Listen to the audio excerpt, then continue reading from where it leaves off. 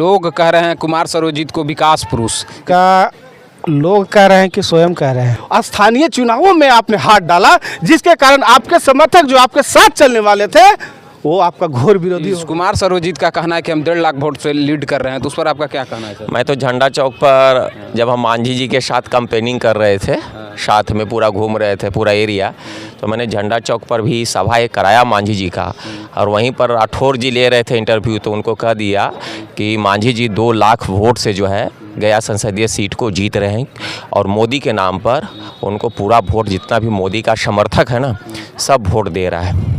अच्छा, तो मोदी जी के समर्थक जितना वोट दे रहे हैं, तो 10 साल में मोदी जी बिहार के लिए एक बैठक भी नहीं कर पाए सर। अरे भैया, वो देश के प्रधानमंत्री हैं, देश का प्रधानमंत्री का अपना योजना होता है सर। सुनिए, बिहार सर 39 सीट उनको दिया। हाँ, तो क्या बिहार के लिए तो विकास कर ही रहे हैं। आप जितना देख रहे हैं, हाईवे बन रहा है, सारा जो काम हो रहा है। रोजगार, अभी मैं गया से बद्रीगंज आ रहे थे, तो इतनी खूबसूरत रोड है, वो किसकी देन है? केंद्र की देन। रोजगार सर, और 20 मिनट में रोजगार, तो आपको पता है कि कितना यहाँ पर कंस्ट्रक्शन के काम चल रहे हैं। रोजगार मतलब आप समझते हैं नौकरी, यही तो भूल है। आप मीडिया भी इस बात को समझिए, रोजगार का मतलब होता है जीवन जीने के लिए एक व्यवस्था। तो जितने भी कंस्ट्रक्शन के जो काम हो रहे हैं, वहाँ पर तो रोजगार मिल ही रहे हैं। जैसे अभी गया का रेलवे स्टेशन बन रहा है, कंस्ट्रक्शन का काम हो रहा है, तो वहाँ पर लोगों को रोजगार मिला है। अच्छा, महंगाई क्यों इतनी बढ़ गई है सर? महंगाई आप अमेरिका में जाके पता लगाइए ना कि कितना महंगाई और क्या परेशानी पहले कम है। नहीं, इसलिए कि जो कोरोना काल आया, जो कोविड आया, कोविड के कारण देश को उन्नत की ओर ले जाना चाहते हैं, विकसित राष्ट्र बनाना चाहते हैं। उसके लिए इनके यहाँ जो इकोनॉमिस्ट लोग जो लगे हुए हैं, उसके आधार पर ये मापदंड तैयार करते हैं। हमारे साथ हम पार्टी के राष्ट्रीय प्रवक्ता, लोग कह रहे हैं कुमार सर्वजीत को विकास पुरुष, इस पर आपका क्या कहना है? उनका, लोग कह रहे हैं कि स्वयं कह रहे हैं, पहले इस बात को समझिए। लोग कह रहे हैं, काम भी किए हैं। नहीं, लोग नहीं कह रहे हैं, स्वयं कह रहे हैं। अगर विकास पुरुष उनको कहता तो आपके चैनल के माध्यम से कहते हैं, कभी मौका मिले तो पतवास के जंगलों में चले जाइए, कभी मौका मिले तो बसकटवा महादलित बस्ती में चले जाइए। आज भी बसकटवा के महादलित बस्ती के लोग 200-300 घर, पूरा बाढ़ का पानी आता है, बरसात में कपड़ा ऊपर कट कर करके मेरी माँ बहन जाती है। उनका समझिए कि किस तरह से होता है, आप समझ लीजिए कितना शर्मिंदगी महसूस करते हैं। अगर वो विकास पुरुष होते तो एक सामुदायिक स्वास्थ्य केंद्र की स्थापना बसकटवा के जंगलों में ज़रूर करते हैं। वहाँ के माँ बहन अगर इज्जत किसी तरह का कोई बात होती है, मालूम है 30 किलोमीटर उनको ले जाना पड़ता है गया, नहीं तो कोडरमा। ये कौन सा विकास पुत्र है जो एक कम्युनिटी हेल्थ सेंटर नहीं है? फतेहपुर में तो स्वास्थ्य केंद्र है सर।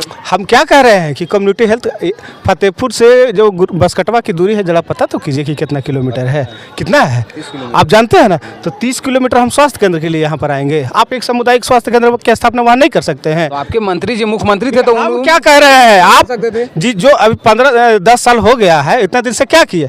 विकास पुरुष आप कह रहे हैं, जनता हम नहीं कर रहे विकास पुरुष, फिर नहीं, वो व्यक्ति स्वयं को विकास पुरुष कहने के लिए विवश है। खुद कहता है कि हमने विकास कर दिया, ये कर दिया, वो कर दिया। नाम अगर सुनिएगा ना, रिकॉर्डिंग कभी हम तो कई बार कई सार्वजनिक मंचों पर सुने हैं, हमने कभी कटाक्ष नहीं किया। लेकिन जब हम बसकटवा के जंगलों में जाते हैं, पतवास के जंगलों में जाते हैं, तो हमने देखा कि आज भी महिलाएं नदी का पानी चुंगार करके पीने को विवश है। पानी का व्यवस्था वहाँ नहीं।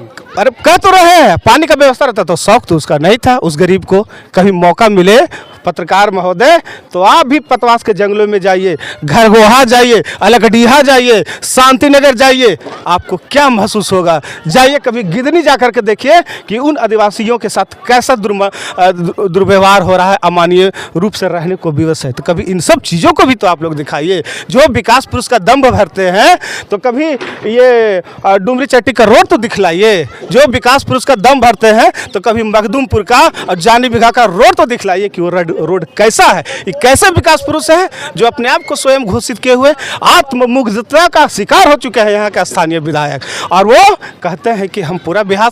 और चैलेंज क्या करते हैं? हंसी तो तब आती है, हास्यपद तो तब लगता है जब कहते हैं कि विकास के नाम पर जीतन राम मांझी से डिबेट करा लीजिए। क्या मामला है? इसी को बोलते हैं घमंडी।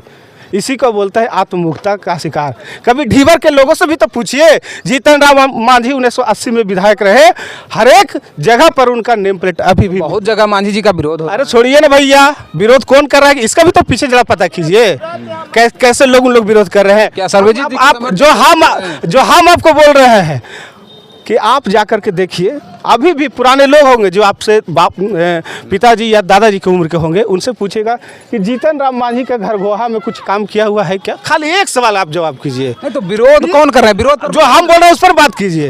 वो हो रहा है क्या? आप भी अगर पूछेगा कि डुमरिया में अगर चेक डैम बना है तो किसका बना है, नाला किसके द्वारा बनाया गया है, इन सब चीज़ों पर विरोध कौन कर रहे हैं मांझी जी का? विरोध वैसे लोग कर रहे हैं, एक खास वर्ग के लोग जो आरजेडी अपने आप को समर्थक और खास लोग अति विरोध कर रहे हैं, उनके द्वारा खास गुर्गे विरोध कर रहे हैं। आप कह रहे हैं कि हिंदुस्तानी अवाम मोर्चा का जो पार्टी का बैनर है, जो प्रचार तंत्र चल रहा है, उसको जगह जगह पर फाड़ा जा रहा है। क्या मतलब है जी? ये फाड़ा जा रहा है बैनर, एकदम फाड़ा जा रहा है। और किसके द्वारा फाड़ा जा रहा है? जनता ये सब चीज देख रही है। आपको बर्दाश्त नहीं हो रहा है कि एक दलित का बच्चा जीतन राम मांझी इस प्रचार में पूरे दमखम के साथ लड़ रहा है, और यह जो घटना लोग कर रहे हैं हताशा का परिचायक है। कभी उनके समर्थक कहते हैं कनाल बैगन, यहाँ पर हाल में ही यादव समाज के द्वारा एक बैठक की गई तो कहते हैं कनाल बैगन।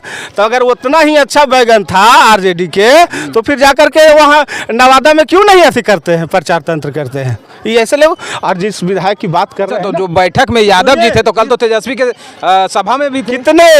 कितने आपके रुदर जी हैं डुमरी चट्टी। अरे कितने, एक दो का नाम मैं नहीं ले रहा हूँ। वहाँ पर 3000 4000 यादव समाज आए जी, तो उसमें एक दो अगर यादव समाज शिव कुमार सर्वजीत कर रहा हूँ, ये 3000 4000 लोग अगर उसमें से एक अगर उधर चला गया, पूरा नेम भजा रहे हैं। फल्ला जी चले गए तो क्या चले गए, क्या हो गया उनसे?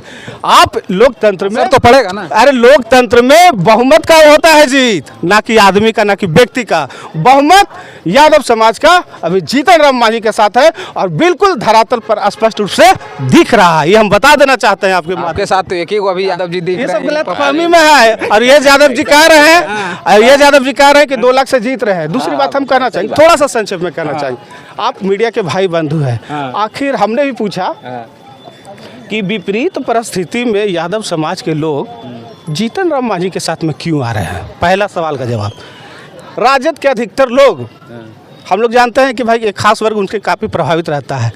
कुछ लोग आखिर इतना विरोध क्यों कर रहे हैं इस व्यक्ति का, कुमार सर्वजीत जी का? जी क्यों विरोध कर रहे हैं? इस सवाल का जवाब कहीं पूछिए।